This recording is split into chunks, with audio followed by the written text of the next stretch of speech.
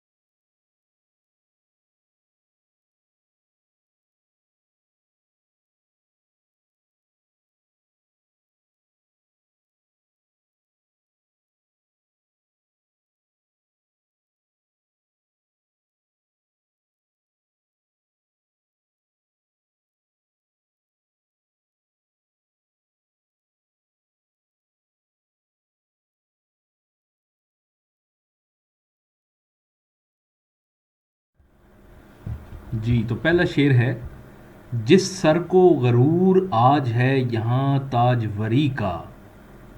जिस सर को गरूर आज है यहाँ ताजवरी का, कल इस पे यही शोर है फिर नोहा गरी का। कल इस पे यही शोर है फिर नोहा गरी का। तो जो अंडरलाइंड वर्ड्स हैं वो यानी कि डिफ़िकल्ट हैं थोड़े से। ताजवरी बादशाहत से निकला है, अमीरी से, और नोहा गरी यानी कि आहजारी, किसी की वफ़ात पे रोना धोना। तो इसका मफहूम ये है, जिस सर को गरूर आज है यहाँ ताजवरी का, यानी कि जो भी शख्स आज यहाँ पर अपनी बादशाहत या अमीरी के गरूर में बैठा हुआ है, कल उस पे यही शोर है फिर नोहा गरी का। आखिरकार वो उसने खाक में मिल जाना है और फिर ये उसके ऊपर नोहा गरी होगी, यानी आहजारी का शोर होगा।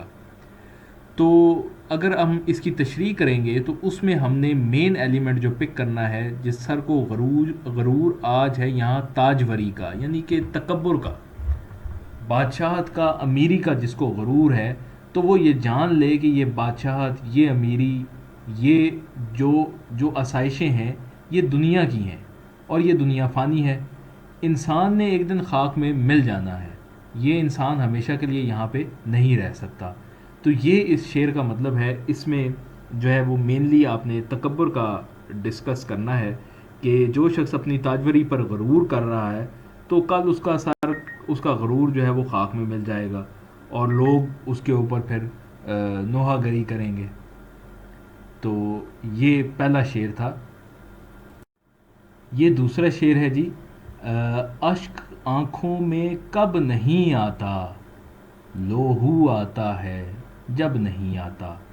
تو بیسیکلی یہ اس شعر میں جو میر تقی میر بنیادی طور پہ وہ اپنی جو دکھ اور مصائب ہیں زندگی کے ان کو ڈسکس کر رہے ہیں کہ اشک آنکھوں میں کب نہیں آتا، آنکھوں میں کس وقت آنسو نہیں ہوتے، جب آنسو نہیں ہوتے تو لہو خون سے آنکھوں سے بہنا شروع ہو جاتا ہے، یعنی کہ آنسو ختم ہو جاتے ہیں تو بھی آنکھوں سے خون بہنا شروع ہو جاتا ہے۔ تو اس کی تشریح میں لکھیں گے کہ زندگی کے دکھوں اور مصائب پر رونا اور کڑنا جو ہے وہ زندگی کا حصہ بن چکا ہے، ہر وقت آنسوؤں کی جھڑی لگی رہتی ہے، شدت غم سے جب آنسو نہیں آتے تو پھر لہو بہنے لگتا ہے۔ تو یہ یعنی کہ آنکھوں سے پھر خون بہنا شروع ہو جاتا ہے۔ تو بنیادی طور پہ یہ میر تقی میر اپنی زندگی کے جو رنج، دکھ اور غم ہیں اس کے اوپر یہ رونے کی بات کر رہے ہیں۔ تیسرا شعر ہے جی، صبر تھا ایک مون سے ہجراں، سو وہ مدت سے اب نہیں آتا۔ اس کا مفہوم ہے مونس ہجراں، پہلے یہ دیکھیں گے، مونس دوست، غم گسار، یعنی کہ غم کے لمحات میں ہجر جو ہے وہ جدائی ہے، مونس ہجراں جدائی کی وجہ سے جو غم ہے اس میں جو دوست ہے، ساتھی ہے، وہ میر تقی میر صاحب فرما رہے ہیں کہ صبر میرا اس جدائی کے غم میں جو ہے میرا دوست تھا، مدت سے کافی عرصے سے اب صبر بھی نہیں آیا، اتنا وہ زیادہ غم کی شدت اتنی زیادہ بڑھ گئی ہے کہ مدت سے وہ صبر بھی اب نہیں آتا۔ تو مفہوم ایگزیکٹ آپ نے جو ڈیفیکلٹ ورڈ ہے اس کو چینج کر کے باقی اسی شعر کو سمجھ لیں، آپ نے نثری پیرا کی شکل میں لکھ دینا ہے۔ تو جیسا کہ سلائیڈ کے اندر لکھا گیا ہے، جدائی کی وجہ سے غم کے لمحات میں صبر ہی میرا دوست اور ساتھی تھا، اب ایک عرصے سے وہ بھی نہیں آتا۔ تو اس کی تشریح ہے کہ محبوب کی جدائی کے دکھ میں صبر شاعر کا ساتھ دیتا تھا، لیکن اب غم سے یہ حال ہو گیا ہے کہ صبر بھی ساتھ چھوڑ گیا ہے، اب یہ دکھ برداشت کرنا مشکل ہو چکا ہے، یعنی شدت غم میں صبر کا پیمانہ جو ہے وہ لبریز ہو گیا ہے۔ تو بنیادی طور پہ یہ بیسیکلی ایک محبوب کی جدائی کے اندر جو لمحات ہیں ان کو قلم بند کیا گیا ہے اس شعر کی صورت میں۔ جی تو چوتھا شعر ہے، حوصلہ شرط عشق ہے ورنہ، بات کا کس کو ڈھب نہیں آتا۔ اب اس میں کوئی ایسا مشکل ورڈ نہیں ہے، حوصلہ شرط عشق ہے ورنہ، لیکن ہمیں سینس سمجھنے کی ضرورت ہے کہ اس شعر میں شاعر جو ہے وہ کیا کہہ رہا ہوگا۔ شاعر بیسیکلی عشق کے سفر کی داستان بیان کر رہا ہے کہ عشق کے اندر جو ہے وہ حوصلہ ایک بہت اہمیت کا حامل ہے، ورنہ تو بات کرنے کا طریقہ تو سب کو ہی آتا ہے۔ اب یہاں پہ بات کا کس کو ڈھب نہیں آتا تھوڑا سا شکوے کے انداز میں بھی ہے، یعنی کہ عشق کا جو سفر ہے اس میں اگر حوصلے کی شرط نہ ہو تو شکوے کیے جا سکتے ہیں، عشق کا سفر بڑا مشکل ہوتا ہے۔ تو اب جب ہم اس کا مفہوم لکھیں گے تو اسی شعر کو نثری انداز میں لکھیں گے کہ بات کرنے کا ڈھنگ تو سبھی کو آتا ہے، لیکن عشق کرنے کے لیے حوصلہ یہاں پہلی شرط ہے۔ اب جیسے کہ اس کی تشریح بیان کی گئی ہے کہ عشق کا سفر مشکل ہے، دکھوں اور مشکلات پر شکوہ نہیں کیا جاتا، دکھ سہنے کے لیے حوصلہ ہونا چاہیے۔ تو شاعر کی خاموشی کا یہ مطلب بالکل نہیں کہ اسے بات کرنے کا سلیقہ نہیں آتا، مگر وہ تو پاس ادب یعنی کہ پاس عشق کی وجہ سے خاموش ہے۔ شاعر کہتا ہے کہ عشق میں سختیاں آئیں تو مجھے اس کے اوپر شکایت نہیں کرنی ہے، مجھے ان کو سہنا ہے، ان کو حوصلے سے برداشت کرنا ہے۔ تو یہ چوتھا شعر تھا میر تقی میر کا۔ تو بنیادی طور پہ آپ نے اس بات کو شعر پڑھتے ہوئے یہ تھوڑا سا لنک بلڈ کرنا ہے کہ یہ شعر کس کا ہے، کیونکہ جو سوال نمبر ہے 3 یہ تشریح والا، اس میں وہ شاعر کا نام بڑا امپورٹنٹ ہے، جیسا کہ ہم پہلے بھی ڈسکس کر چکے ہیں۔ تو تشریح تو بندہ کسی نہ کسی طریقے سے کچھ نہ کچھ لکھ لیتا ہے، لیکن شاعر کا نام جو ہے اس کے مارکس بڑے پکے ہوتے ہیں۔ تو آپ کوشش کریں کہ اس شعر کے ساتھ لنک بلڈ کریں کہ یہ میر تقی میر کا شعر ہے۔ اچھا جی، میر صاحب کا یہ 5واں شعر ہے جو کہ بڑا رومانٹک قسم کا ہے۔ صد رگے جاں کو تاب دے باہم، تیری زلفوں کا ایک تار کیا۔ تو اب اس میں ہم مشکل جو الفاظ ہیں ان کے مطلب دیکھ لیتے ہیں کہ صد کہتے ہیں 100 کو، ٹھیک ہے، رگے جاں یعنی کہ رگے جاں رگ شاہ رگ سے مطلب لیا گیا ہے، تاب دے کر، تاب دے باہم یعنی کہ اکٹھا ان کو جوڑو، صد رگے جاں یعنی کہ 100 جو شاہ رگ ہیں، شاہ رگیں ہیں، ان کو آپ اکٹھا جوڑیں، تیری زلفوں کا ایک تار کیا تو آپ کی محبوب کی زلفوں کا ایک بال بنتا ہے۔ اب اس کا مفہوم اس طرح سے دیکھیں گے کہ محبوب کی زلفوں کا ایک بال سینکڑوں عاشقوں کی شاہ رگوں کو جوڑ کر بنایا گیا ہے۔ تو اب تشریح میں جب ہم لکھیں گے، میں بھی اس وقت سے تھوڑی سی یہ باتیں ہمیں اور لگتی ہوں، لیکن یہ شاعری پہلے عشق میں اسی طرح ہوا کرتی تھی۔ تو عشق کرنے والے محبوب کی زلفوں کے اسیر ہوتے ہیں، یعنی کہ بیسیکلی تو اپنی چاہت اور محبت کو کسی نہ کسی انداز میں پیش کیا جاتا ہے۔ تو اس میں آنکھیں جو ہیں وہ ایک بہت امپورٹنٹ ایلیمنٹ ہیں، اسی طرح زلفیں جو ہیں وہ شاعر جو ہیں وہ مختلف نظموں میں اپنے محبوب کی زلفوں کی بڑی تعریف کرتے ہیں۔ تو میر تقی میر اس میں بہت آگے نکل چکے ہیں، اور وہ یہ کہتے ہیں کہ محبوب کی ایک زلف پر سینکڑوں عاشق اپنی جان قربان کر سکتے ہیں، یعنی کہ اس کی ایک زلف جو ہے وہ سینکڑوں عاشقوں کی شاہ رگوں کے برابر ہے۔ تو یہ ان کے عشق کا اندازہ ہے، مقام ہے۔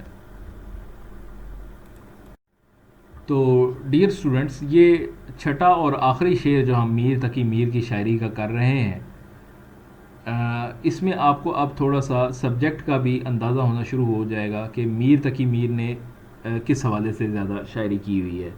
تو جس طرح ہم نے 5واں شعر دیکھا کہ جو شاعر ہیں وہ اپنے محبوب کے ہونٹوں کے، آنکھوں کے اور زلفوں کے بڑے اسیر ہوتے ہیں، تو اس میں بھی وہ اس کے جو ہونٹ ہیں ان کی تعریف کر رہا ہے، اور وہ کہتا ہے کہ نازکی نزاکت اس کے لب لب ہونٹ کی کیا کہیے، یعنی کہ وہ تعریف کر رہا ہے کہ اس کے ہونٹوں کی نزاکت بھائی کیا کہنے۔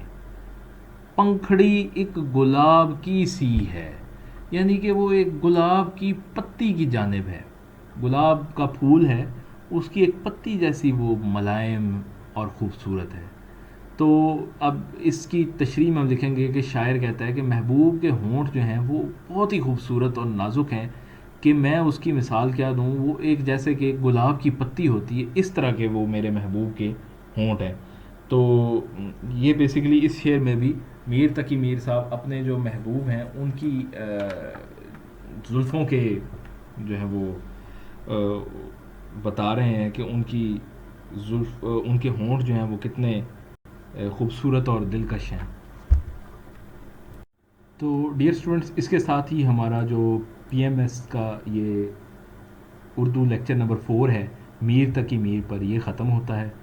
آپ سے ریکویسٹ ہے کہ ہمارا چینل یوٹیوب پہ P M S Punjab 2021 subscribe کریں، اور جو بیل آئیکن ہے اس کو دبائیں۔ یہ ویڈیوز ٹوٹلی آپ لوگوں کے بینیفٹ کے لیے بنائی جا رہی ہیں، ان کو اپنے فرینڈز کے ساتھ، کولیگز کے ساتھ شیئر کریں، اسپیشلی ان لوگوں کے ساتھ جو ورکنگ پروفیشنلز ہیں اور ساتھ پی ایم ایس کا ایگزام دینا چاہتے ہیں۔ ان کے پاس ٹائم نہیں ہوگا تو یہ ویڈیوز وہ آتے جاتے رستے میں گاڑی میں یہ دیکھ کے اور ان سے کافی جو حد تک لرننگ کر سکتے ہیں۔ انشاءاللہ ہم دوسرے سبجیکٹس کی ویڈیوز بھی جلدی سٹارٹ کرنے جا رہے ہیں۔ اردو ہم 15 to 20 ڈیز کے اندر کمپلیٹ کر لیں گے۔